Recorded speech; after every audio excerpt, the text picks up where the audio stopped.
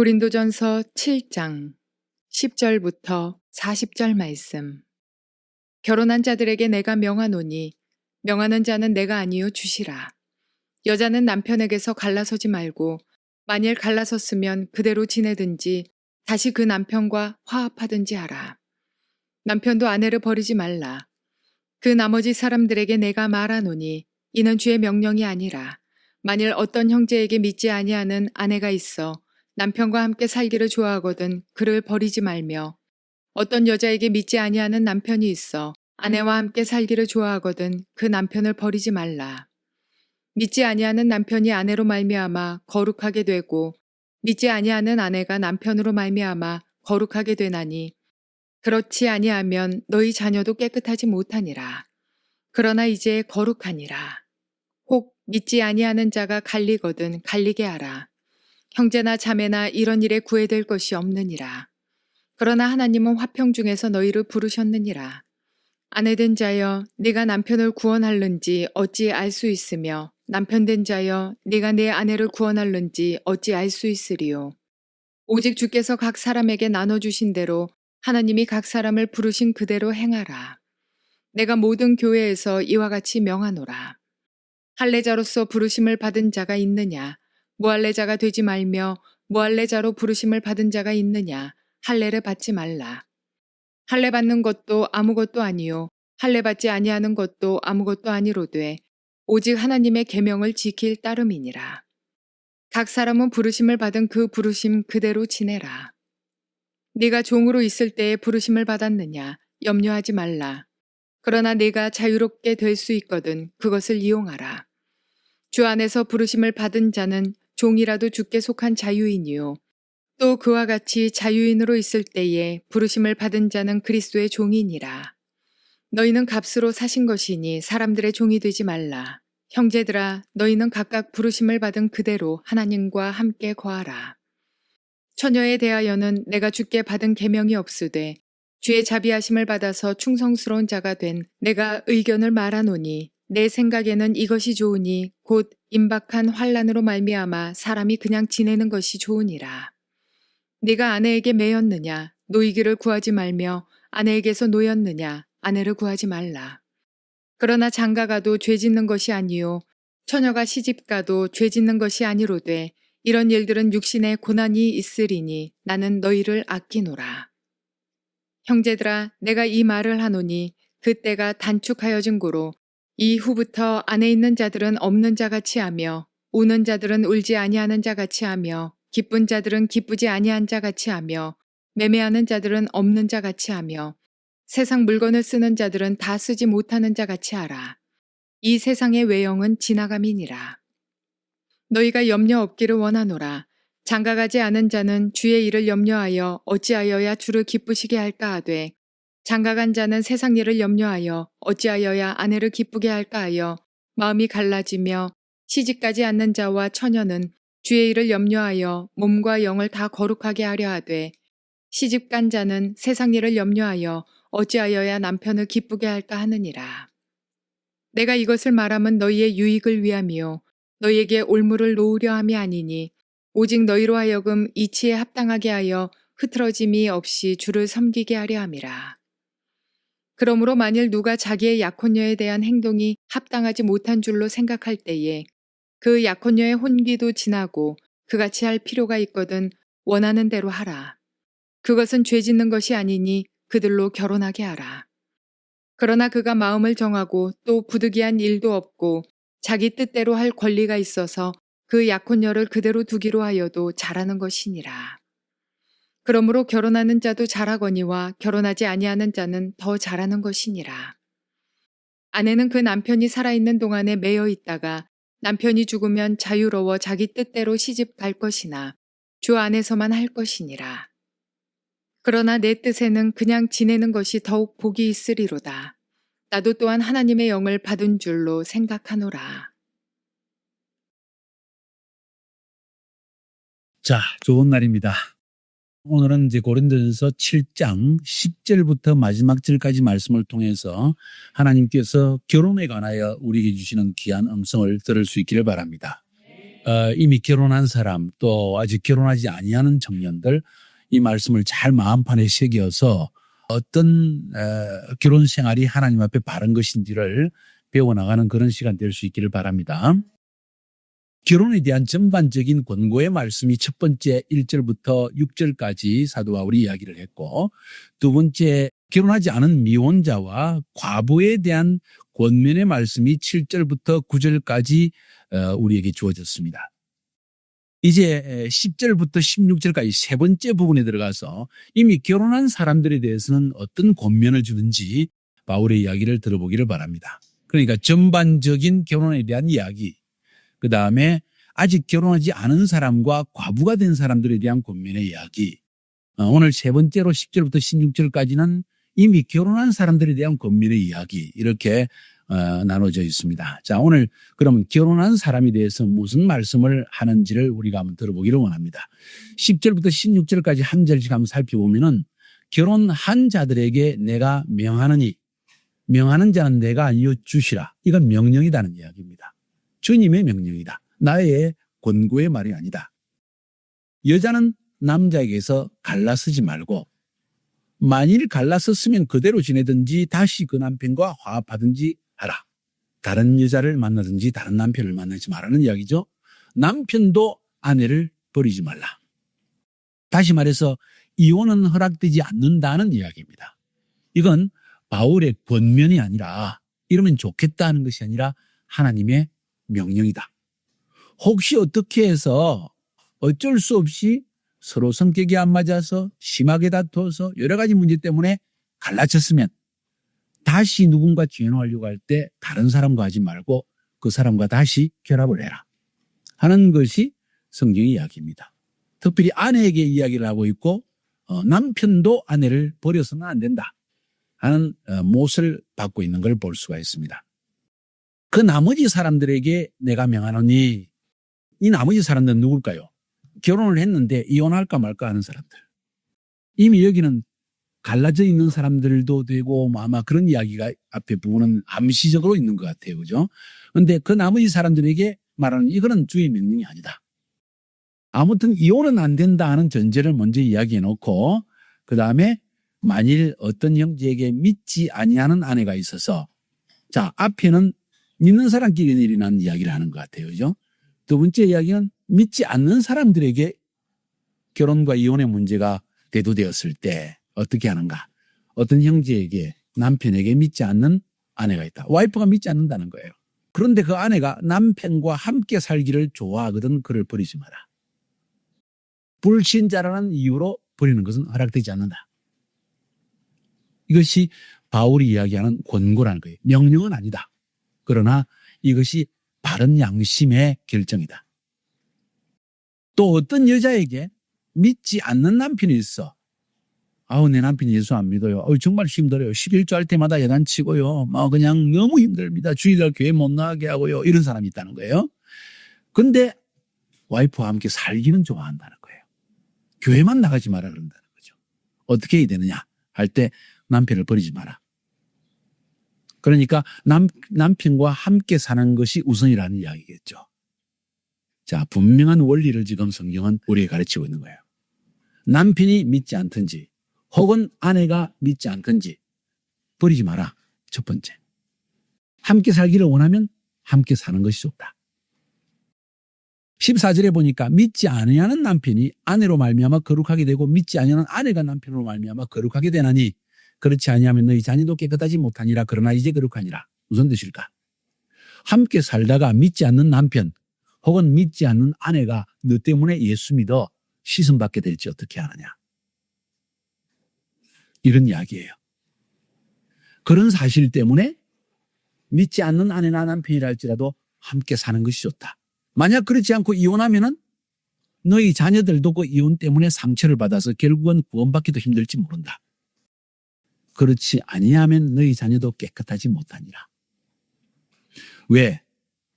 믿지 않는다고 해서 헤어졌기 때문에 하나님의 말씀의 법칙과 양심의 법칙에 어긋나는 행동을 했기 때문에 자녀들도 온전치 못하게 되어진다. 이런 이야기를 하고 있는 것이 바울의 권고라는 거예요. 실질적으로 이런 이유 때문에, 믿지 않는다는 이유 때문에 남편과 갈라지거나 아내가 갈라졌을 때 그 가정에 틀림없이 다음 세대 자녀들은 상처를 받게 되어지고, 이로 인해서 오히려 그들은 신앙 때문에 그렇다는 걸 받아들여주지 않아요. 이해하지 못해요. 그래서 오히려 주님을 영접하지 못하게 되고 신앙에서 떠나게 되는 일들도 일어날 수 있기 때문에 이런 조언을 주는 것이 아닌가, 그렇게 느껴집니다. 그래서 최선의 방책을 바울이 우리에게 얘기하는데, 결혼했느냐? 이혼하지 마라. 믿는 형제 자매가 결혼했느냐? 절대 이혼하지 말라. 두 번째, 둘 중에 한 명이 믿지 않는 사람이냐? 그래도 갈라지지 말고 함께 살아라. 왜? 이유를 설명할 때 믿지 않는 사람이 믿는 아내나 남편 때문에 구원받을 수 있고, 또 그 행실 때문에 자녀들도 믿음 안에 머무를 수 있기 때문이다. 이런 이야기를 지금 들려주고 있다고 볼 수 있는 거예요. 그 다음에 15절 16절에 혹 믿지 아니한 자가 갈리거든 갈리게 하라. 형제나 자매나 이런 일에 구애될 것이 없느니라. 그러나 하나님은 화평 중에 너희를 부르셨느니라. 혹시 믿지 않는 남편이, 와이프는 믿는데 남편이 안 믿고, 혹은 남편 믿는데 아내가 안 믿고, 믿지 않는 남편이나 믿지 않는 아내가 믿는 사람 보고 난 너하고 못 살겠다, 갈라지고 싶다, 그러면 갈라지기 놔둬라. 서로 합의하에 이혼하는 것은 허용되어진다. 왜? 신앙의 이유 때문에 더 이상 그렇게 해서는 오래 살 수 없다는 걸 인정할 수 있기 때문인 거야. 그런데 너가 교회 나간다는 이유 때문에 뭐라고 야단은 치긴 하는데 그래도 너하고 살기를 좋아하느냐? 같이 살아라. 이런 원칙들을 우리 마음에 새기면서 우리 가정에 이런 문제로 어떤 마음의 갈등이 일어날 때, 고린도전서 7장을 통해서 이런 해결책을, 원리들을 찾아내는 게 참 중요하다. 아내 된 자여 네가 남편을 구원하는지 어찌할 수 있으며 남편 된 자여 네가 네 아내를 구원할지 어찌할 수 있으리요. 그러니까 인내하면서 구원의 목적 때문에, 혹은 선교적 목적 때문에, 영혼을 구원하기, 참 못된 남편 구원하기 위해서라도 내가 참아야 되겠다, 저 못된 와이프 구원하기 위해서 참아야겠다. 이것도 공동체적인 목적이에요. 함께 사는 사람이 나를 인해서 은혜받아 구원받게 하는 목적으로 내가 희생하는 거야. 어떤 면에서. 그렇게 해서라도 한 영혼을 구원하는 것이 옳은 것이다. 그러면 남편만 혹은 아내만 구원받는 것이 아니라, 믿지 않는 남편 아내만 구원받는 것이 아니라 그 자녀들까지도 구원받게 되는 아름다운 일이다. 하나님은 되도록이면 화평을 원하신다. 그죠? 15절에 하나님은 화평 중에 너희를 부르셨느니라. 무슨 이야기일까요? 되도록이면 이혼하지 말라는 이야기겠죠. 되도록이면 갈라지지 말라는 이야기겠죠. 되도록이면 하나됨을 추구하라는 이야기겠죠. 이게 바른 마음의 태도라는 거예요. 서로 약속했느냐? 약속해서 무언가를 하기 위해 했느냐? 끝까지 가라. 그것이 아름답다. 해가 될지라도, 나에게 해로울지라도 약속을 지키는 것이 좋다. 이건 이혼의 문제뿐만 아니라 모든 면에서 적용되어지는 화평의 하나님, 공동체 안에서 하나됨을 추구하는 마음의 태도, 이것이 정상적인 사람의 태도이다. 자, 이것이 10절부터 16절까지 이미 결혼한 사람들의 이혼관에 대해서 이야기한다고 저는 느껴집니다. 자, 그러면서 사람들이 자꾸 이혼하려는 이유가 뭘까? 왜 같이 살다가 이혼하려고 그럴까? 이런 생각이 드는 거예요. 이게 하나님의 뜻일까? 이 사람하고 사는 게 하나님의 뜻일까? 이 생각이 딱 든다는 거예요. 성경은 절대로 갈라지지 마라. 심지어 불신자라도 함께 살아라 그랬는데, 믿는 남편이고 믿는 아내인데 도저히 못 살겠다는 거예요. 그러면서 드는 생각이, 이게 하나님의 뜻일까? 내가 혹시 실수로 결혼한 게 아닐까? 하나님의 대답은 뭘까요? 절대 아니다. 그래서 17절부터 24절까지 해서, 그러면 내가 결혼한 이 상대방이 하나님의 뜻이었는가 아니었는가를 어떻게 알 수 있는가? 결혼한 것은 이미 하나님이 주신 사람이에요. 부르심의 자리야. 믿지 않는 남편과 사는 것 하나님의 부르심이야. 믿지 않는 아내와 사는 것도 하나님의 부르심이야. 그런데 믿지 않는 남편이나 아내가 부르심을 깨뜨리려고 하면 너에겐 책임이 없다는 거예요. 근데 너가 깨뜨리면 너는 책임이 있다는 거예요. 내가 결혼했는데 내가 믿는 사람으로서 이혼하면 그 책임은 나에게 돌아온다는 거죠. 이건 하나님의 부르심이라는 거예요. 내가 그 사람과 결혼하게 한 것은. 이건 단순한 결혼, 내가 좋아서 결혼한 내 행복의 차원이 아니라 하나님의 부르심의 자리다. 자, 17절부터 한번 들어볼까요? 오직 주께서 각 사람에게 나눠주신 대로 하나님이 각 사람을 부르신 그대로 행하라. 내가 모든 교회에서 이같이 명하노라 하면서 결혼 이야기 하기 전에 부르심에 대한 이야기를 합니다. 할례자로서 부르심을 받은 자가 있느냐? 무할례자가 되지 마라. 너희가 예수 믿는 사람으로서 예수를 믿게 됐는데, 유대인으로서 예수를 믿었는데 사실은 무할례자였다. 다시 할례 받으려고 생각하지 마라. 혹은 할례 받은 사람이다. 할례를 되돌리려고 하지 마라. 무할례자로 부르심을 받은 자가 있느냐? 할례를 받지 말라. 예수 믿음으로 구원받는 그 도리 안에 그대로 거하고 있어요. 유다이즘으로 돌아갈 필요도 없다. 할례를 받는 것도 아무것도 아니요, 할례 받지 아니하는 것도 아무것도 아니로되 오직 하나님의 계명을 지킬 따름이니라. 각 사람은 부르심을 받은 그 부르심대로 지내라. 그러면서 네가 종으로 있을 때 부르심을 받느냐? 염려하지 말라. 그러나 네가 자유롭게 될 수 있거든 그것을 이용해라.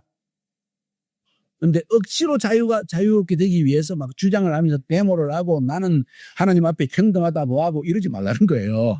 너는 종으로, 그 당시 로마 사회가 시스템 자체가, 질서 자체가 종의 사회였다는 거예요. 그 자리에 머물러 있어. 하나님은 그 자리에서 꽃을 피우기 원한다. 하나님은 너를 부르신 자리에서 꽃을 피우기 원한다. 교만하지 마라. 그 자리를 넘어서 나의 권리라고 막 주장하지 마라. 그 자리에 있는 것이 하나님의 뜻인지 어떻게 하느냐. 요셉의 경우를 생각해보라. 종으로 있는 것이 축복이었습니다. 가나안 땅에 사는 상인으로서 돈을 들고 와서 물건을 사람 사람이었다면 그런 국무총리 자리에 오를 수가 없을 거예요. 종으로 팔렸기 때문에 애굽 사람 사이에서 애굽 사람도 올라가기를 사모하는 국무총리 자리까지 올 수 있는 거 아니에요? 종의 자리에서 충성을 다해라는 거예요. 요셉의 경우를 생각해 보라는 거예요.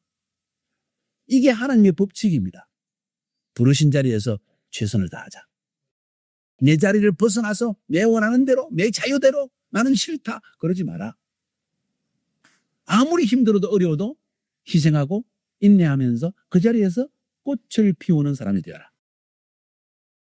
그 자리에서 꽃을 못 피우면 다른 자리를, 아무리 좋은 자리를 옮겨줘도 너는 꽃을 피울 수가 없다. 이게 크리스찬의 삶의 원리 중에 굉장히 중요한 것이라는 거예요. 내 마음에 안 들면 바꾸는 사람 얼마나 많아요. 이런 사람은 이혼도 밥 먹듯이 하고요. 직장도 마음대로 바꾸고요. 공동체 생활을 절대로 못합니다. 그래서 종으로 있을 때 부르심을 받느냐? 염려하지 말라. 그러나 네가 자유롭게 될 수 있거든 그것을 이용하라. 내가 평생 종으로 살면 어떨까? 걱정하지 마라. 그냥 그 자리에서 꽃을 피워라. 인내해라. 22절에 주 안에서 부르심을 받은 자는 종이라도 주께 속한 자유인이라는 마음으로 살아라. 또 그와 같이 자유인으로 있을 때 부르심을 받은 자는 그리스도의 종이다. 로마 시대에 종이 있고 자유인이 있는데 로마 시민권을 가진 자유인이냐 네가? 너는 그리스도의 종이다. 그래도 너는 네 마음대로 못 사는 거다. 그런 이야기예요. 너희는 값으로 사신 것이니 너희는 그리스도의 피로 값주고 사시니 네 몸을 네 마음대로 주장할 수 없고 네 뜻대로 살 수가 없다. 그러니 너는 그리스도의 종이다. 사람들의 종도 되지 마라. 형제들아, 너희는 각각 부르심을 받은 그대로 하나님과 함께 거하라. 왜 갑자기 결혼 이야기하면서 이야기를 했을까요? 자꾸 결혼의 자리를 벗어나서 하나님의 뜻이 아닌가 비요 하고 자꾸 이혼하려고 그러니까. 그러지 마라. 하나님이 너를 부르셔서 그 사람과 결혼하게 한 것은 뜻이 있다. 성격이 너무 안 맞아요. 그러면 하나님이 그러실 거예요. 그러니까 결혼시켰지. 서로 좀 하모니를 이루라고. 너는 너무 성격이 급하고 이놈은 너무 느려 터졌고 그래서 좀 조화를 이루라고 내 결혼시킨 거 아니냐. 뭐라고 말할 거예요. 평생 서로 도전 좀 받아라. 그럴 수 있다는 거예요. 내가 어느 사람과 결혼했으면 그것은 하나님이 부르심의 자리다. 선교적 부르심의 자리다. 섬김의 부르심의 자리다. 마지막으로 25절부터 마지막 절까지 처녀들에 대한 결혼 문제. 오늘 바울이 이야기를 들으니까 되도록 결혼하지 말라고 그랬는데 아이고 약혼을 해버렸어. 어떡하지? 그런 마음도 들 거 아니에요. 그죠? 자, 그래서 25절부터 봅니다. 처녀에 대해서는 내가 주께 받은 계명이 없다. 특별히 처녀에 대해서 뭐라고 하나님이 나에게 말씀하신 건 없지만은 주의 자비하심을 받아서 충성스러운 자가 된 내가 의견을 말한다. 내가 하나님의 충성전 종으로서 너희에게 나의 의견을 내가 이야기해 주마. 근데 성경에 기록되어 있기 때문에 이것은 우리에게 받아들여야 될 성경적 교훈이라는 걸 알 수가 있겠죠. 내 생각에는 이것이 좋으니 곧 임박한 환난으로 말미암아 사람이 그냥 지낸 것이 좋으니라. 아하. 사도 바울에게 있어서 그 당시에 2000년 전에 교회를 개척하고 교회를 인도하고 성도들에게 예수 그리스도의 신앙을 전하는 사도 바울에게 있었던 가장 중요한 한 가지 사상이 문장이 종말론이라는 거예요. 주님의 재림이 가깝다. 종말론적인 마음으로 살아가는 거예요. 성도는 마치 예수님이 내일 재림할 것 같은 마음으로 살아야 된다. 곧 환난이 임할 거다. 주님 재림 직전에 반드시 믿는 자에 대한 환난이 있다는 것을 성경 곳곳에서 말하고 있고 복음서 마지막 부분에 가서 항상 주님이 직접 우리에게 마지막 환난에 있을 것에 대해서 이야기를 하고 있습니다. 그때 겨울에 임신한 자가 저주라 아주 괴로운 것이라 그랬습니다. 화로다. 임신한 여자가 그 환난은 있대. 얼마나 힘들겠어요. 믿는 자에게 핍박을 주는데 임신까지 했으니 이런 종말론적인 사상이 바울의 심령 가운데 있으면서 그에게 하는 이야기가 나에 느껴질 때 종말론적인 마음으로 살아라. 지금이 마지막 때인 것 같은 마음으로 사는 것이 참 좋다.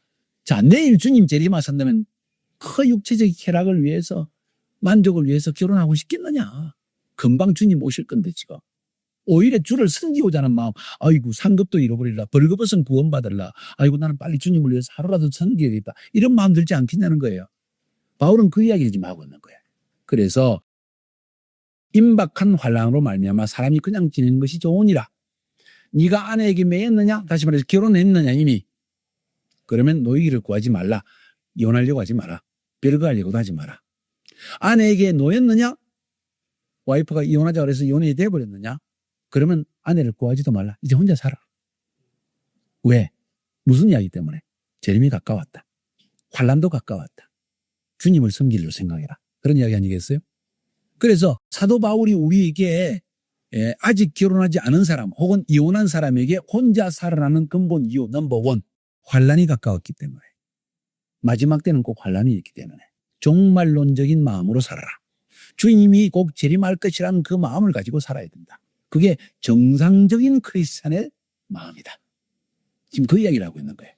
그러나 장가가도 죄 짓는 것도 아니요. 처녀가 시집가도 죄 짓는 것이 아니로되 이런 이들은 육신의 고난이 있으니 나는 너희를 아끼노라. 자, 두 번째 이유가 나옵니다.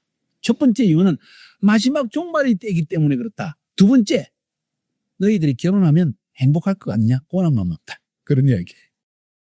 한편으로는 참 행복해요. 왜? 나에게 없는 부분을 아내가 참 채워줄 때 보면 그리고 희생할 때 보면 너무 예뻐. 얼굴이 예뻐서가 아니고 다른 것이 아니고 정말 주를 위해 섬기는 마음. 그것 때문에 난 참 예뻐요. 그러면서도 의견 불일치가 일어날 때는 고난 중에 고난이야. 또 여자이기 때문에 여자의 것을 막 추구할 때 그것도 고난이야. 결혼은 고난이고 결혼은 입니다. 그러면서 계속 형제들아 내가 이 말을 하노니 그 때가 단축되어진 거로 이후부터 안에 있는 자는 없는 자같이 하며 우는 자는 울지 않는 자같이 하며 기쁜 자는 기뻐하지 않는 자같이 하며 매매하는 자는 없는 자같이 하며 세상 물건 쓰는 자는 다 쓰지 못할 것 같이 하라. 이 세상의 외형은 지나감이라. 한마디로 말해서 주님이 곧 재림하신다. 다 지나간다. 눈에 보이는 것 너희들이 추구해서 뭐 삼성폰을 사고 아이폰을 뭐 새 것이 나오면 또 뭐 새 거 해봐야 뭐 펑션의 기능에 뭐 특별히 한 것도 없어. 그때 또 비싸게 또 사, 또 받고 뭐 이거 한번 써보고 싶어 하고 난리를 쳐.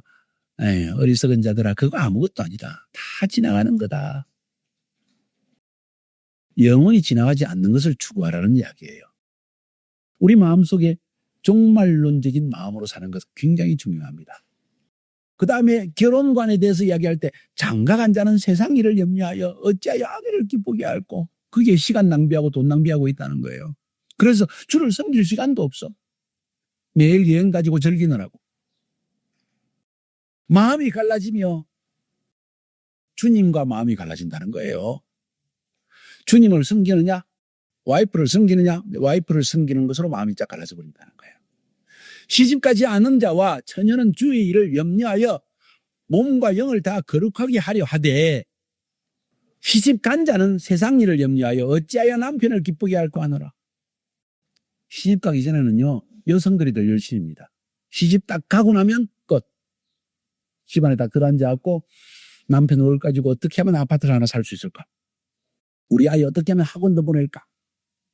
맛있는 것 어떻게 먹을까? 계속 그 이야기만 해. 시집 가기 전에는 성령 받고 뜨겁고 성기를 내는 사람들도 나는 선교사 와이프가 되겠다 까지도 하는데 시집 딱 가면 선교사 와이프 되고 나서도 주를 섬기는 것보다도 내 아이들, 내 남편 잘 되는 것, 주를 섬기는 남편을 돕는 것조차도 내 남편이 높이 올라가는 것을 더 추구를 해. 이게 문제라는 거예요. 그래서 결혼은 하나님의 시험대예요. 결혼 딱 하고 나면 그 사람이 진짜가 뭔지를 다 나타냅니다. 35절 이하 내가 이것을 말하면 너희의 유익을 위함이요 너희에게 올무를 놓으려 함이 아니다. 너희를 결혼 안 시키려고 그런 게 아니라는 거예요. 너희들 불행하게 만들려는 게 아니라는 거예요. 너희들의 자유를 빼앗아가려고 그런 게 아니라는 거예요. 너희들 억지로 예수 믿게 하고 억지로 주님 섬기게 하려는 게 아니라는 거예요. 오직 너희로 하여금 이치에 합당하게 하여 흐트러짐이 없이 주를 섬기게 하려 함이야. 결혼만 하면 너희들이 흐트러져 버린다는 거예요. 마음이 흐트러져 버린다. 그러므로 만일 누가 자기의 약혼녀에 대한 행동이 합당하지 못한 줄로 생각할 때 그 약혼녀의 홍기도 지나가고 그같이 할 필요가 있거든 원하는 대로 하라. 다시 말해서 어떤 사람이 아내와 약혼을 했습니다. 유대인들은 이미 약혼하고 나서 정혼할 때까지 시간이 많이 흘러갑니다. 6개월 이상 시간이 걸립니다. 그 기간 동안에 이제 이미 사실 약혼하면 결혼을 유대인들에게는 그 당시에는. 그런데 그러고 나서 가만히 생각해 보니까 내가 주를 섬겨야 되는데 결혼하면 안 될 것 같다. 그래서 파혼하려면 파혼하는 게 낫다. 그런데 아무리 생각해 봐도 우리 사회에서는 이게 이미 약혼을 했으면 결혼을 해야 되는 게 너무나 당연한데 그 여자에게 못하지도 않은 것 같다. 혹은 혼전에 어쩌면 내가 어떻게 일을 저질러 봤다. 그래서 이건 내가 할 일이 아니다. 그러면 결혼을 해라. 죄 짓는 거 아니다. 지금 그 이야기 하는 거예요. 상황적으로. 그 이야기를 지금 36절에 하고 있는 거예요. 그건 죄 짓는 것이 아니 그들로 결혼하게 해라. 그러나 그가 마음을 정하고 또 부득한 일도 없고 이미 잤어. 몸을 섞었어. 뭐 결혼할 것 너무나 분명하니까 그 사회에서는. 근데 그런 일이 없고 자기 뜻대로 할 권리가 있단 말이에요. 헤어져도 괜찮은 거다 생각할 때 양양 부모들도 그렇게 생각한다. 그러면 그 약혼녀를 그대로 두기로 해도 잘하는 것이냐. 약혼녀를 위해서 나를 위해서 우리 오히려 주를 위해서 섬기자. 그런 문화가 그런 분위기가 초대교회 안에 있었던 것 같아요. 얼마나 뜨겁게 주를 섬기기를 원했던지. 주를 위해서 나는 영원히 처녀로 살겠다. 그런 마음. 39절 40절에 아내는 그 남편의 사랑 동안에 매여 있다가 남편이 죽으면 자유로워 자기 뜻대로 시집 갈 것이나 주 안에서만 할 것이냐. 시집 가도 된다. 남편이 죽고 없으면 과부가 되었으면 시집 가도 되지만은 주 안에서만 해라. 이 말은 믿는 사람과 결혼해라는 이야기겠죠. 그러나 내 뜻에는 그냥 지내는 것이 더욱 복이 있으리로다. 고난도 없고 주도 더 섬길 수 있으니까. 나도 또한 하나님의 영을 받은 줄로 생각하느냐. 내 말 좀 들으라 이런 이야기예요. 나도 하나님의 영을 받은 사람이라고 나는 생각한다. 내 말 좀 잘 들으라. 그런. 고린도서 7장. 너무 중요한 장인 것 같아요. 결혼관. 결혼하기 전에 여러분이 생각해야 될까? 결혼한 이후에 결혼했다면 어떻게 해야 될까? 이혼의 문제가 생겼을 때 어떻게 해야 될까? 이혼당했다? 혹은 내가 전하고 이혼할까 말까? 이런 문제 어떻게 해결할 것인가? 지혜가 있으시기를 주의 이름으로 축복합니다.